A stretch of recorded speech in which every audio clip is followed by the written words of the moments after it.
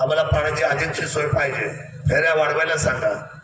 पंकज माझ्या शेजारीच बसला होता, ते निघून गेल्यानंतर मला विनम्रपणे बोलला, पंकज दादा तुमचा आशीर्वाद असेल तर मी या सर्व लोकांना मोफत पाणी देऊ का? म्हटलं कसं मोफत देणार तू, खिशातून पैसे घालून? हो म्हटलं मला पुण्य लाभेल. 35,000 लिटरचे किती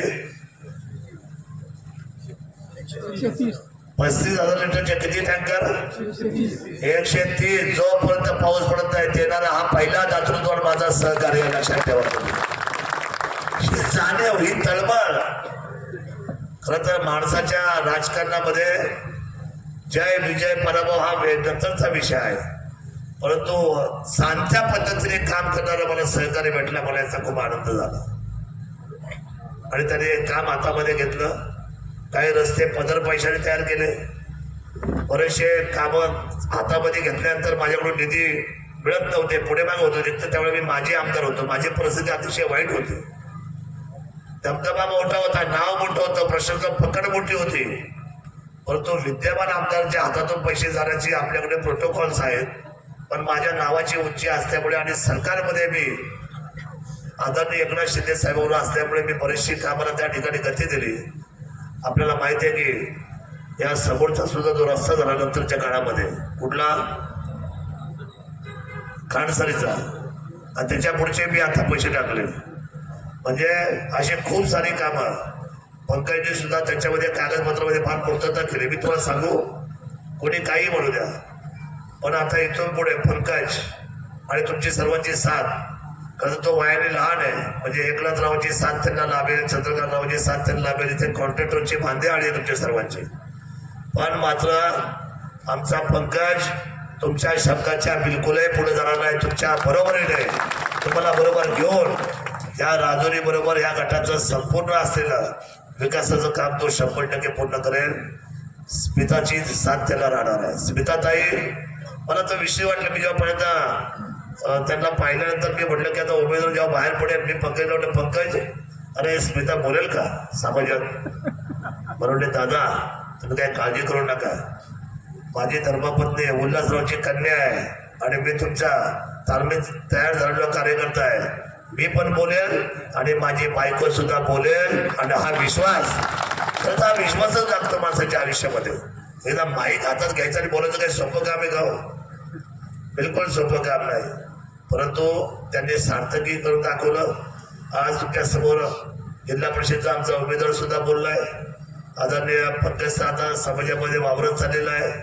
आपण सर्वांनी त्याला आशीर्वाद दिलेलाच आहे.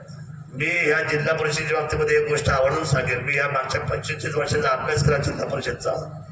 आतापर्यंत ही सत्ता आदरणीय दक्षिणेच्या भागाच्या नेत्यामध्ये म्हणजे बारामतीच्या हातामध्ये राहिली आहे. दीपकराव कुणाच्या? बारामतीच्या हातामध्ये संपूर्ण जिल्हा परिषद. आणि जिल्हा परिषद म्हणजे फार मोठं डेव्हलपमेंटचं साधन आहे. खूप मोठा पैसा हा डीपीडीसी आणि जिल्हा नियोजन आणि जिल्हा परिषदला असतो. अशा परिस्थितीने मी पाहिलंय की ह्या सर्व सत्तेचा संपूर्ण असलेला जास्तीचा वापर किंवा जास्तीचा निधी म्हणजे 100 रुपयापैकी 65 रुपये तिकडे कुठे बारामती आणि इंदापूर आणि 35% कुणाला? आपल्याला. आणि आपण माड जोरात काय ते त्यांचं गाणं आहे, घडव्याचं गाणं कोणतं आहे?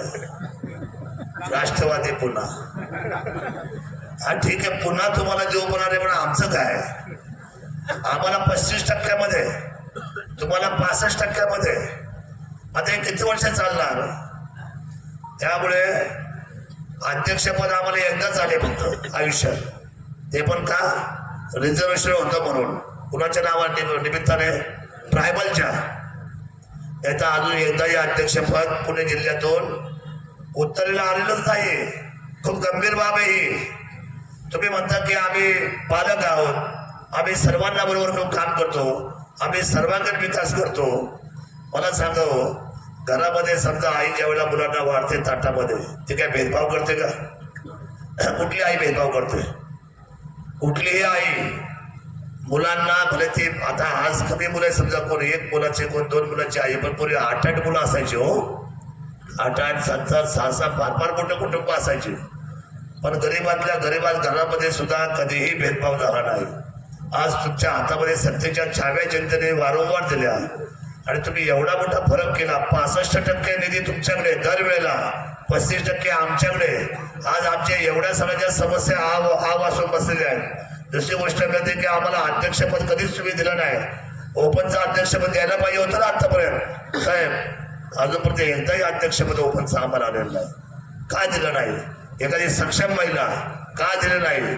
मला आता असे स्वप्न पडतात. मला स्वप्न पडले कधी खरी पण होतं ना वाणी साहेब. मला आमदारकीची स्वप्न पडली, खरी झाली की नाही?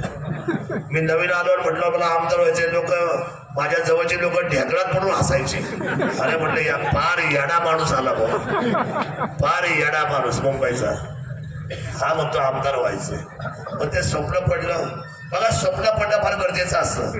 छत्रपती शिवरायांना आणि राजमातांना स्वप्न पडलं कशाचं? स्वराज्याचं स्वप्न पडलं.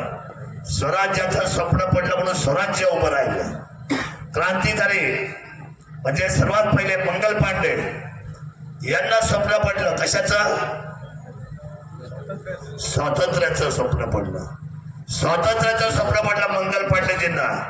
आणि स्वातंत्र्याची ठिणगी त्यावेळेला पेटली गेली आणि पाहता पाहता 150 वर्षाच्या लढ्यानंतर स्वातंत्र्य सुद्धा आपल्याला मिळालं.